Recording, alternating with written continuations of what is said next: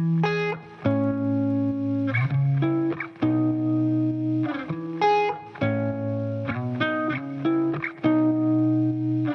everyone, and welcome to China EVs and More, where my co-host Lei Xing and I will go over the week's most important and interesting news coming out of the global EV, AV, and mobility sectors. What Lei and I discussed today is based on our opinions and should not be taken as investment advice. For those that are new to the show, welcome. And to our loyal listeners, thanks for listening and welcome back. We ask that you please help us get the word out about this podcast to other enthusiasts, and of course, tune in again next week. My name is Tu Li. I am the managing director at Sino Insights, a global management consultancy that helps organizations bring innovative and tech-focused products and services to the transportation and mobility sectors. I write a free weekly newsletter that we pull many of our discussion topics from. You can sign up for it at sinoautoinsights.substack.com, which of course I encourage you all to do. Hey, Beijing Lei, can you please introduce yourself? A UK 2. In London too. Good evening. Good evening, I guess, for both of us. Good afternoon. Isn't it? Yeah, so. Well, kind of late afternoon your time. So good evening from Beijing. This is your co-host Lei Xing, former chief editor of China Auto Review. And this is episode number 169. Welcome to a special UK start of summer episode. Tu, you've been in London for a few days. You've been on a couple of panels at the Move London event, and I hope you've seen some China EVs on the roads. So let's begin from where you are and talk about the action so far. So I got in on Sunday and met up with a couple of old Beijing friends. So it's great to see them. The weather has been perfect. I am staying in an area called Whitechapel, which is very close to the Gherkin. So walked around, took some pictures of that. And again, I haven't been to London in 21 years, so it feels like I've never been. Oh, wow. And so it's on my bucket list. I've never been to the UK. So. Oh, man. So the UK. Yeah. So I don't know about the UK. London is got to be a top 5 city in the world. Now, if it was raining every day, I might not have the same opinion, but it's so walkable. And again, the weather has been nothing but perfect. Nice and cool. In the morning, it's cool. It's not cold. It's cool. But everyone's telling me this is the best 2 weeks of almost every year, and it's almost unseasonably warm. And so it almost feels like San Francisco in a way. But San Francisco in the morning, it's a dew, it's a fog because of the water, and it's like bitter cold in San Francisco. But then that mist burns off. And then you have a beautiful day from 9, 10 o'clock to about 5 o'clock. And then the fog comes back in. In London, there's no fog, there's no mist, but it's cool. And then from 9 to 10 at night, it's nice and it gets a little cool. And so the Move conference, it's marketed as the largest mobility conference in the world. And they have locations or conferences in Austin, Texas. So Move Austin, Move Singapore. Yeah, we've been there. Yep, we've been to Move Austin. We were there 2 years ago. Yep, and September.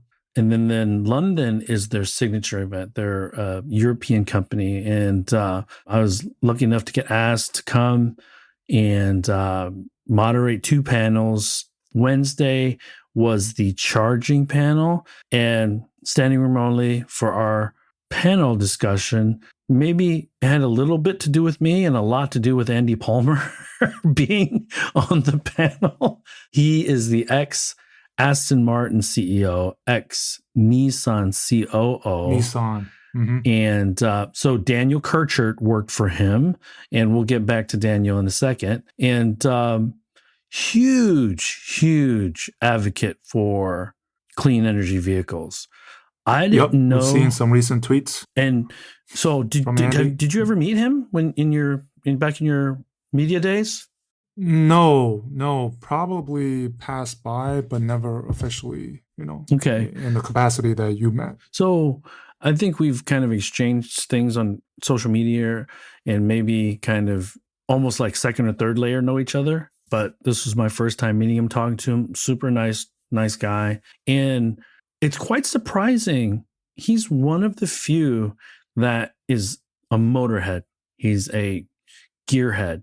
He's a car guy that is really, really long clean energy, really, really pushing, chargers, more chargers. So he was the CEO of PodPoint, which creates charging infrastructure for the UK. He moved to chairman recently, and he's doing a couple of other things. But his main theory is that people need to get over range anxiety because most people only drive X number of miles per day. And he used the Nissan Leaf, the vehicle that he pushed while he was at Nissan, because the Nissan battery, I think, is like a 26 kilowatt hour battery. And he said that if we want affordable EVs, we need to make the battery smaller, maybe half the size of the average battery today. And so that's one way to do it for sure. But, in the back of my mind, and he knows about China EV Inc., but I think he's new-ish to the thought and the depth of the product availability. So, and then we talked about, is it, one of the questions was emotional, political, or rational, why EV adoption is so volatile right now. And so talked a little bit about that, about range anxiety, about not being comfortable if there's no chargers. And then there's a statistic that I was in a discussion yesterday that in Europe, at least, people think that they're going to be using public chargers 80% of the time. And then some of the car companies did some research, and it's actually only 6% of the time. So in Europe, and I didn't know that number. So that was super surprising as well. But there was an infrastructure person on the panel as well, who's trying to optimize the use of energy for charging so that when you're plugged into the grid at 5 o'clock in the afternoon, you're not being charged the full fare because it's peak time, right? So there's a battery aspect to it or a storage aspect to it. And so that was the first day. But, Lei, we take it for granted in China because I actually don't know how big that battery was for the G9. Do you know? It's on the orders of probably like 90? 70-ish Okay. kilowatt hour, I'd imagine. So just for our audience, Lei and I drove from Beijing to Shenzhen, 1,500 miles, 2,100 kilometers. We stopped for twice in Zhengzhou, Changsha, and then finally in Shenzhen. We charged twice every time, except for the third day where that was the only day we had any challenges with charging. But we got out of the charging station. We would normally go into the charging stations with about 25% left. Is that right, Lei, I think? And we'd leave with about 90% or between 90 and 95% because it capped us at 95. And it normally didn't take more than 30, 40 minutes at the most. So I just checked. It's 98 kilowatt hour for the Performance Max that we had. So pretty big. That's even more impressive, right? Because would you agree that we got out of the charging station no more than 30, 40 minutes? Exactly. That's right. And so I told you my experience last week in the United States with a Kia that had a 65 kilowatt hour. I was there for an hour and a half. And the UK is even slower. They're charging. And remember, Will had complained about it when he came back to the UK on vacation, I think, to visit his family. So, I mean, these are real challenges. We take it for granted because there's so many superchargers in the United States and in China, but they're still dealing with pretty slow charging in London in particular. I can't answer about this other stuff, but, the second one was on Thursday, yesterday, and it was about old friends. Yeah, the globalization of electric vehicles. And I think there was enough interest, so they bumped it from a half an hour to 45 minutes. I moderated. Our good friend Daniel Kirchert was there. Our good friend Afonso was there, who is now an independent, I would say, journalist, who has a very successful website, EV, or electric vehicles without the R. And, there was a urban science, retail, automotive consultancy, and then a person who was doing like a platform for EV buyers, that like an informational platform. It sounded similar to like a Car Wow, but not as big, obviously. And so That was a good crowd. Again, pretty full. Again, I think maybe had a little bit to do with me and more to do with a few of the other panelists. But there needs to be some education here, for sure. And on July 4th, there's going to be an election. And so I think people are still kind of on the fence about how to feel about Chinese EVs in the UK.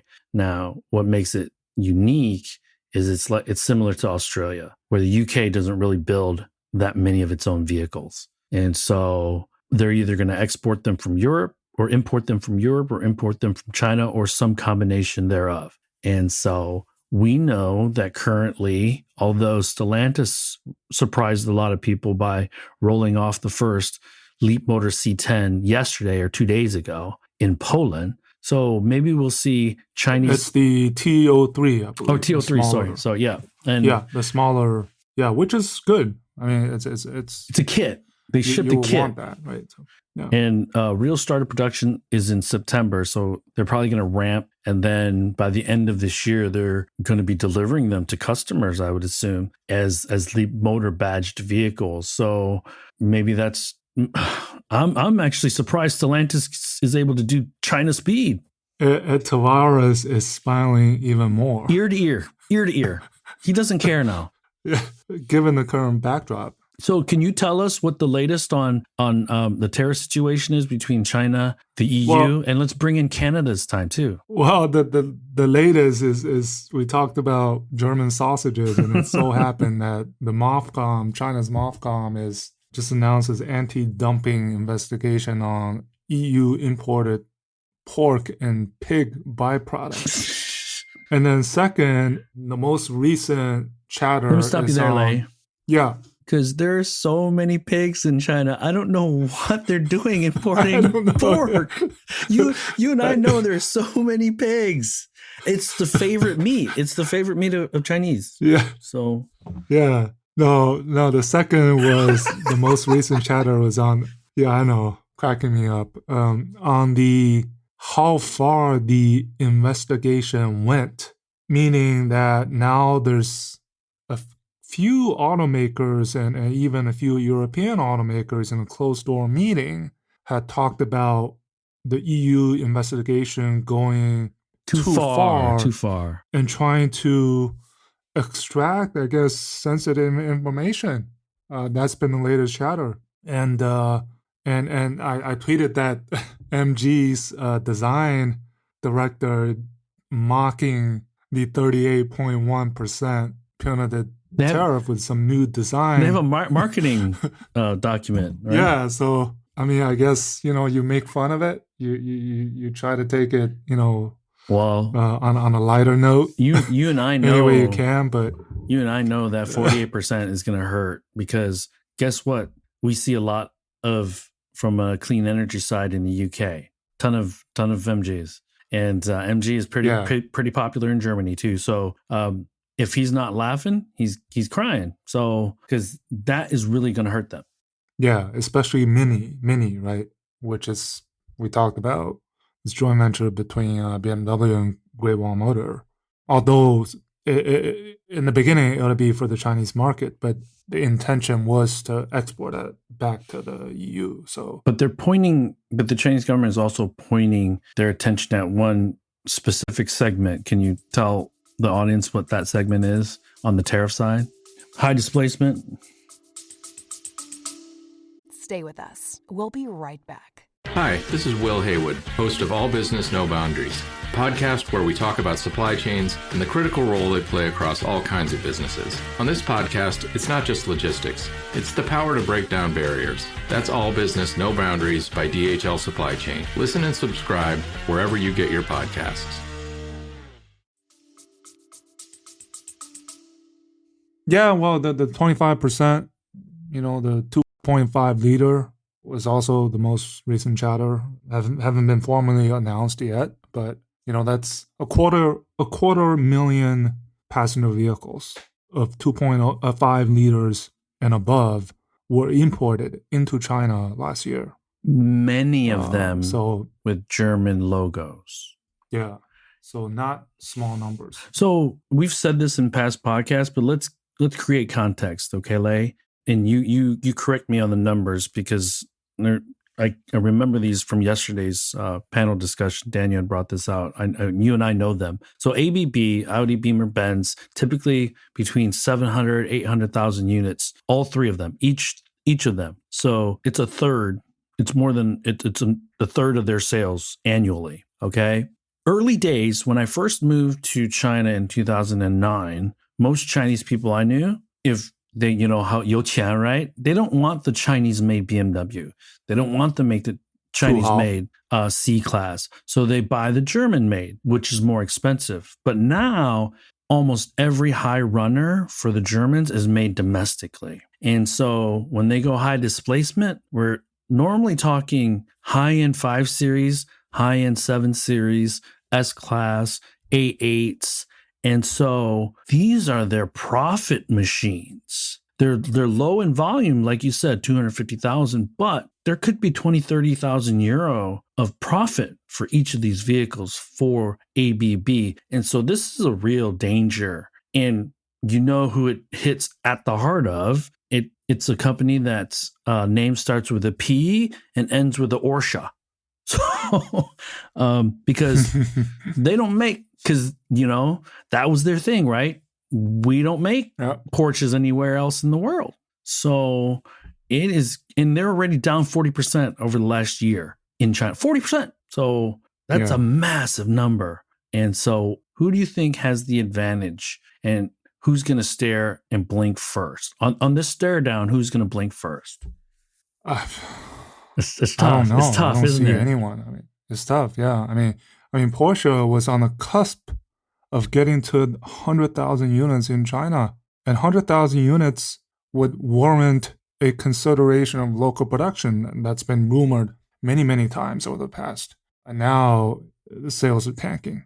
So, and this tariff doesn't help. Yeah. Right? So let's make that distinction. Sales were tanking already. The tariff is probably going to push it much farther into panic button territory. Yeah. Because if I was an odds maker, Lei, I would lean a little bit more Europe having an advantage than China, because only for the fact that it's a bit rich for the Chinese government to make certain complaints about how things aren't fair and everything. Because in the early days, a lot of these OEMs had to do some cartwheels to enter the China market. It was well worth it for them, but they still had to go through some things, right?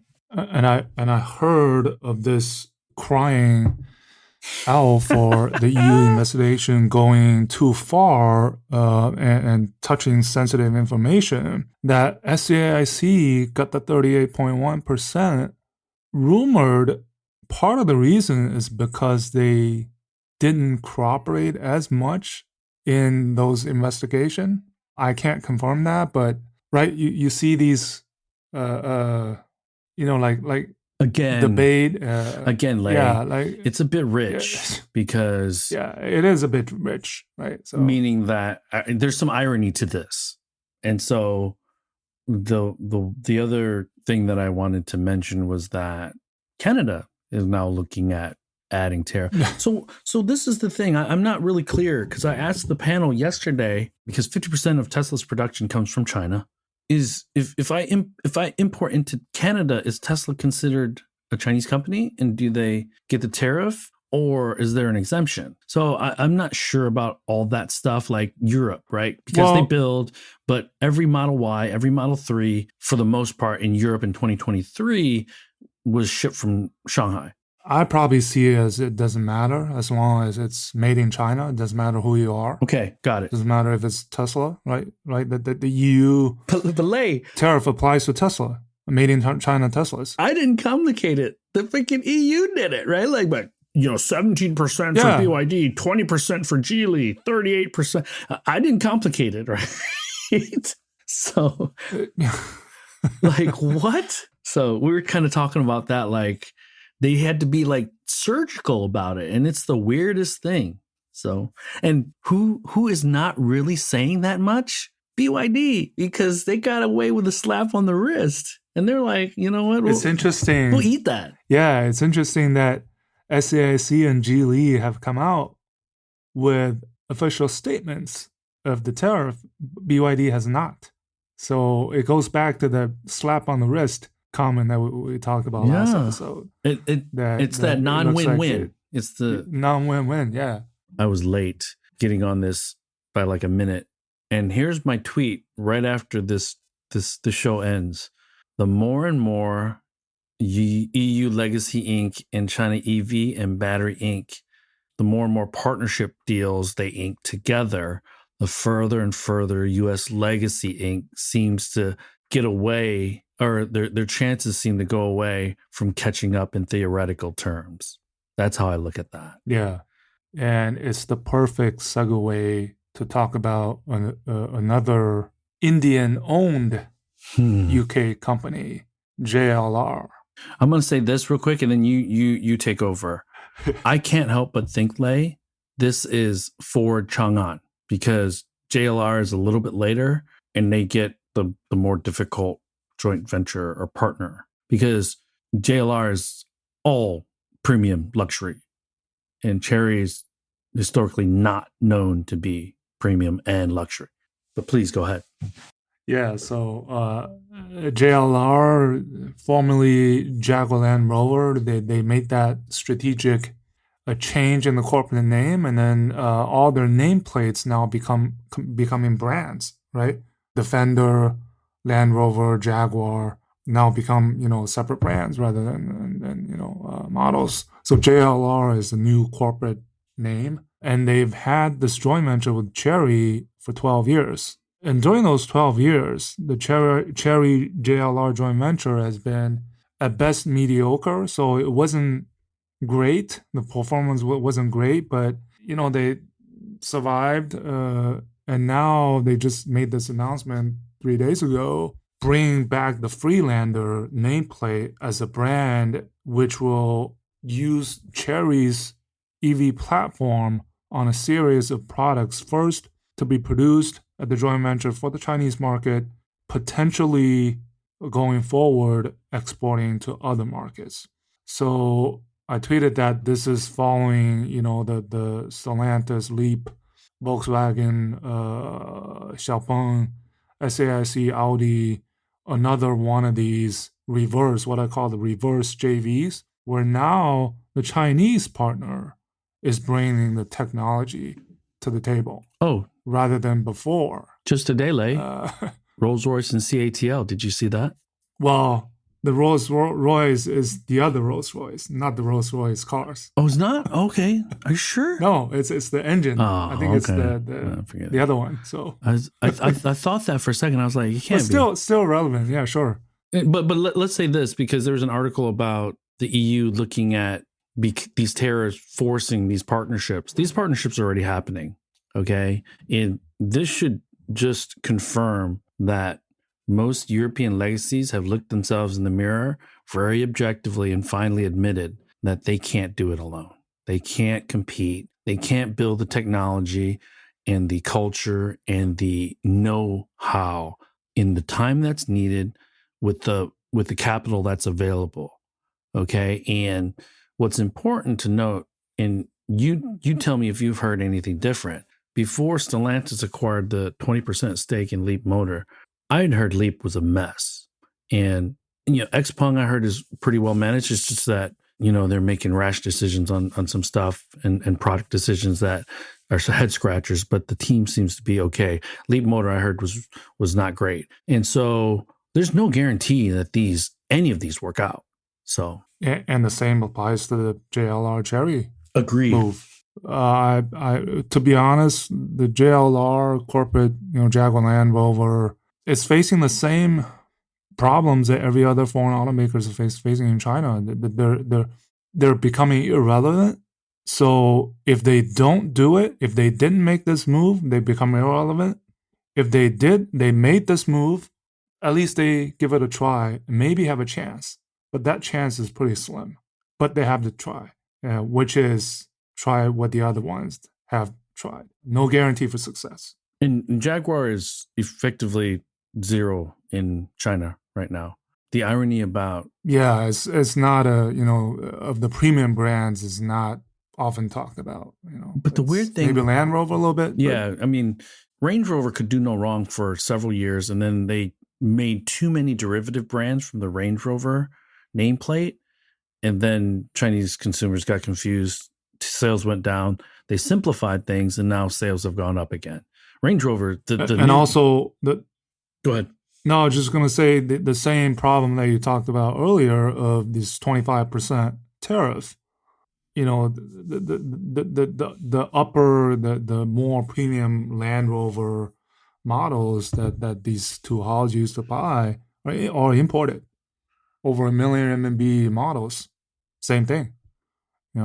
And so I actually am okay with this. One of the things that I'd written in the newsletter this week, Lei, was that if XPeng is doing well in Europe, utilizing Volkswagen's help and resources and network and dealership and marketing, the last thing they would want is for Volkswagen to be tanking in China. And so this creates an entity that wants their counterpart to succeed in China. And maybe that's the way to do it. Because that. Yeah, I mean, I go ahead. No, I called it the new forcification. So new force, 新势力, right? In Chinese means new force or the smart EVification. But these 3 or 4 case studies that have happened, they're all different. So Volkswagen, XPeng, and Stellantis Leapmotor are entirely different because what Stellantis did with the T3, the Leapmotor T3, it's not happening for XPeng. Volkswagen is not going to produce the XPeng in Europe for XPeng, right? So this is only for not yet. Not yet. So right now it's more, that model is more focused on using the XPeng platform for upcoming SUVs in China for Volkswagen, and XPeng gets these revenue stream, right? That was already happening in the first quarter. So these are a bit different. And same for Jaguar Land Rover, because they are already a joint venture, whereas the other ones are not. So, but I think you see now these foreign automakers tinkering with these different business models in order to survive. We also have to remember, Lei, that Leapmotor has both EREV and BEV. So Stellantis has a bit of flexibility here, whereas Volkswagen really only has one play using XPeng's BEV platform and using their last gen BEV platform at that. And JLR, same thing. Chery's a BEV platform. Well, I mean, the G9 platform isn't bad. I mean, we drove it, right? So, yeah, no, I'm not saying, but spending $900 million and not negotiating, we're going to use the latest platform is kind of, that's not XPeng's fault. I don't fault them for that. Yeah. But and XPeng may be going into EREVs, as does Xiaomi. Yeah. So who knows? But that's mitigating risk. I see these BEV companies going into EREVs or hybrids, and for those that are listening that aren't sure what an EREV is, it's an extended range electric vehicle. Li Auto up until the Mega, L6, L7, L8, L9, all EREVs. So there's a small displacement gas engine in the vehicle. Usually 1.5 liter. And it powers the battery. It doesn't touch the wheels. And so that's why they call it an EREV instead of a hybrid. But yeah, I think that's smart. I think that, again, the price war, the pressure to keep these factories running, and the fact that their last bastion of high volume market has, not like the United States, slammed the door shut. It seems like the EU has given them options, but the only company that seems to be well positioned in the immediate term is Stellantis and BYD. So we knew when BYD entered 4 years ago, Lei, you and I talked about this probably on one of our first podcasts, that they priced the Han and the Tang very high, and the Atto 3 wasn't super cheap. So I don't know if they are going to eat a lot of that tariff. I don't know what they're going to do yet, but you better believe that they're going to sharpen their pencil, and they're going to continue to ship PHEVs and BEVs as needed into the European market. Yeah. So let me do this, Lei. Do you have anything else you want to talk about? No, speaking of XPeng, right? So He Xiaopeng is in the US testing out Tesla's FSD 12.3, whatever version. So, and he posted something, and then somebody posted something on Twitter, and Elon replied, Chinese automakers are the most competitive. And XPeng replied to that saying, we love to have you. Yeah, they're basically complimenting come to each China. other. we love to have you come to China and try out XNGP. I mean, it's like cheesy. And I wonder if that's our friend. I don't know. I mean, I wonder also. Oh, goodness. It's very funny. Very funny. No, but hey, man, they know. The Chinese players know that FSD is not going to be this thing that's going to scare them. It's just not. Yeah, but I think at the same time, I think they're watching this very closely. Oh, all right. Yeah, for sure. Yeah, they'll welcome it, but in the back of their head and mind that they, it's something that they can't be too sure or positive on, because, obviously what the FSD has been able to accomplish, at least in the US, I mean, it's been pretty significant. The feedback has been, that it's really good, and given that it's a vision-only system. And, that also given the backdrop that there's been some cases against XPeng engineers supposedly stealing Tesla. Yeah. And Apple. Right? And Apple, yeah. Is not... When XPeng tweets that, and when He Xiaopeng is actually out there testing out the FSD, it's I mean, how you look at it, right? People will jump on it, and then... most people know the story of Huawei sending about 40 or 50 engineers to Silicon Valley or California to try out FSD as well. I mean, that's not unusual. It's basically kind of competitive analysis, and you don't fault anybody for that. It's just, it's funny that XPeng is like, yeah, come on down. Hey, we'd love to have you. Yeah, it's great. So the one thing, Lei, that there's a couple quick things that I'll talk about. We talked about JLR, Chery. We talked about Stellantis. We talked about Volkswagen with XPeng. It's not just the Europeans. Now, if you know of any others that I don't say, please add them, because the U.S. automakers are doing it. Ford with CATL, GM in the China market with Momenta. So it's not just the Europeans. And Momenta just got that clearing, I guess, or receipt of filing notice on their listing in NASDAQ or NYSE. Yes. Oh, yeah. The one thing that was interesting was 2 days ago, James Peng, the founder. Oh, yeah, Pony. Right. He was there, yeah. Looks like he had the keynote at like 9:30. And so I came a little bit late, caught most of it. They're going to open a technical office in Luxembourg. So I don't know if that has anything to do with the scrutiny the Chinese AV companies are beginning to receive in Silicon Valley, but or they just see a more immediate opportunity in Europe. So not sure remember about that China and Germany signed a agreement on the study of kind of the cross-border data exchange on AVs, right? So that's still, watch out for from that. an EU policy standpoint and the United States policy, there's none.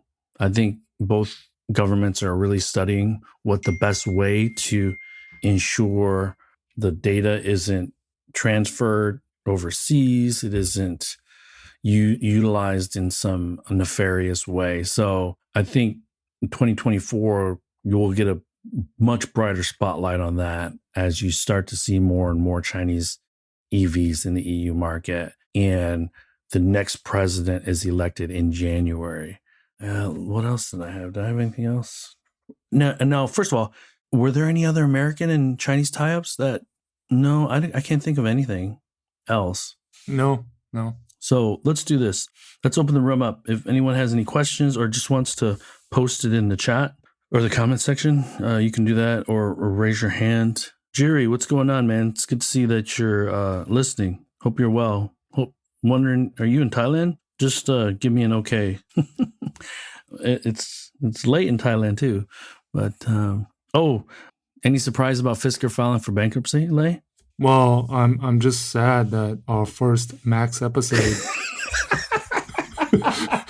executive having to file for bankruptcy the second time. So sorry. There are so many. I'm not surprised at all. I won't say so many. There are a couple stories now that deep dive into that cluster of a company. And I mean, remember, this is almost 3 years ago, and he was talking about even a China strategy, and they were going to open a China showroom at the beginning of this year, and that never happened. I mean, yeah. Obviously, the next ones to watch are Faraday. I think VinFast is another one to watch.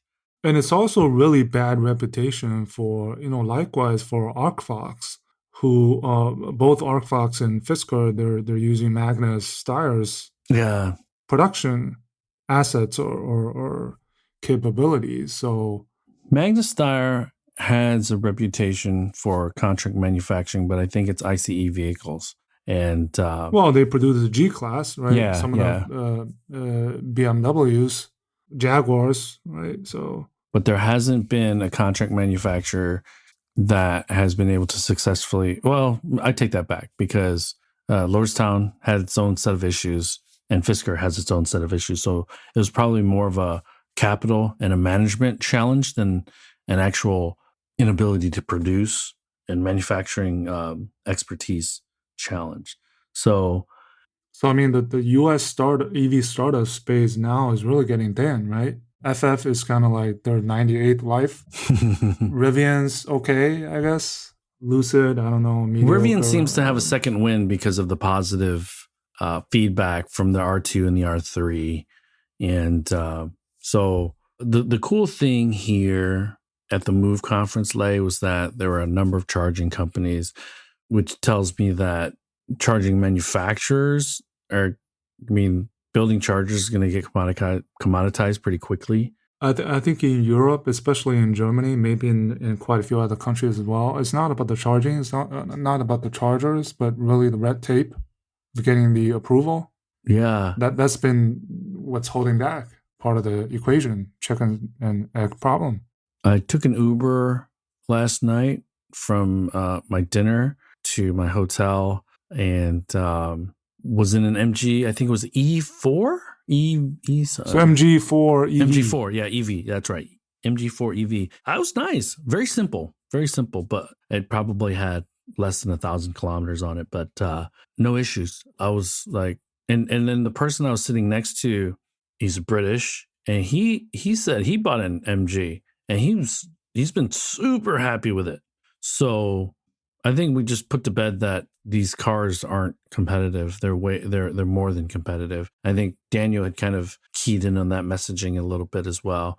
And the consensus from the panel was that, so Daniel said 30 brands might enter Europe, but 5 to 7 might. Well, he's responsible for at least 3 himself. So what the heck? So have you seen that Hero 4? Google it real quick. Which one you're talking about? The Dongfeng Hero 4. It's like a Hummer. Oh, the Mengshi. Yeah. I've seen them. So in the next week and a half, I'm gonna go to Lausanne, Switzerland. Because Neue is a Swiss company. Yeah, they're based there. Yeah. They just a couple of months ago that they launched it, right? Yeah. So. Right. Daniel has a Hero 4 and he's going to drive it to Lausanne and we're going to drive it around Switzerland. So I'm definitely going to send you some pictures of that. So. Yeah, and he's having a headache because of this new tariffs, right? Yeah. Well, I mean, that's also one of the reasons he selected Switzerland as the first country, because I think he can kind of dial in his business model, dial in his software, and kind of wait out what happens, I guess. So I mean, the volumes are still low, so yeah. But Dongfeng Voya has launched another pretty cool looking, on paper anyways, pretty cool looking vehicle. So so the Voya, the Voya Zhiyin, the smaller SUV that just were shared on, supposedly being produced at one of the Dongfeng joint ventures. Okay. Interestingly enough. But the EU drama has really only begun. So buckle up, strap in. We're seeing it play out, right? Daily. Yeah. The pork, the sensitive info, the 25% tariffs. And it's not unusual. You and I have to laugh about this. It's not unusual for some of the Chinese, let's say, analysts, not Chinese analysts, but the Chinese, like the representatives to be overly dramatic sometimes. So anything, sometimes when anything happens bad to a Chinese company, it's like the end of the world. So sometimes you got to take that with a grain of salt. But hey, everyone, appreciate you being able to accommodate our revised schedule today. You were going to say something? No, you'll still be on European time next week, right? So we'll figure it out again. Yeah, so I had a meeting this morning, and that's why I couldn't do the 9 a.m. And then, for those in London next week, next Wednesday, there's going to be an event. If you're interested, DM me. It's at the China Exchange near Covent Garden. There's an organization called Beijing to Britain. It's going to be a thoughtful discussion about UK strategy towards engagement with China. And there's going to be two panels, a panel with me, Henry Sanderson, Simon Wright, who is the industry insider, or industry journalist for The Economist. We met in Beijing, right? Yeah, that's right. Taller guy with a beard. Yeah. And so looking forward to it. If anyone would like to go, DM me. I can send you the link. Actually, I'm going to post it on Twitter anyways and LinkedIn. So would love to see you. There's been a few people that didn't know my face, but saw the logo and came up and were like, man, podcast's great. Newsletter's great. Yeah, so finally get to meet the person. Exactly. So so here's a funny story. And I'll tell it to the audience too. There's this woman that is the after party, comes up to me because I have the China EVs and More like work shirt on, and the name on it says Lao Ban, right? Nobody knows. No Western knows what that means. And then she's blonde hair, blue eye, comes up to me and she's like, "Ni hao, Lao Ban." Yeah, ni hao, Lao Ban. And I come to find out, so she works at a startup, and I'm a mentor at Plug and Play. The startup is Plug and Play startup. She's from Michigan, and she spent 2 years teaching English in Guangzhou. And I thought it was the funniest thing. So it's super nice. And she was like, small world. Ni hao, Lao Ban. And of course, she didn't know that Daniel and I, because Daniel and I were just standing at the table drinking beer, talking. She didn't know there's two Mandarin speakers at the table. So it was pretty funny. Anyways, hey, thanks again, everyone. Good morning, good afternoon, good evening. That brings us to the end of this week's show. Lei and I thank you for tuning in. My name is Tu Lee, and you can find me on Twitter at Sino Auto Insight. That's SinoAutoInsight. You can find Lei on Twitter at LeiXing77. That's LEIXING77. If you wouldn't mind rating and or reviewing us on Apple Podcasts, Spotify, or wherever you grab your podcast from, we'd appreciate that as well. Even better, if you enjoy this show, please tell your friends about it. Please join us again next week as we track down all the latest news on China, EVs, and more.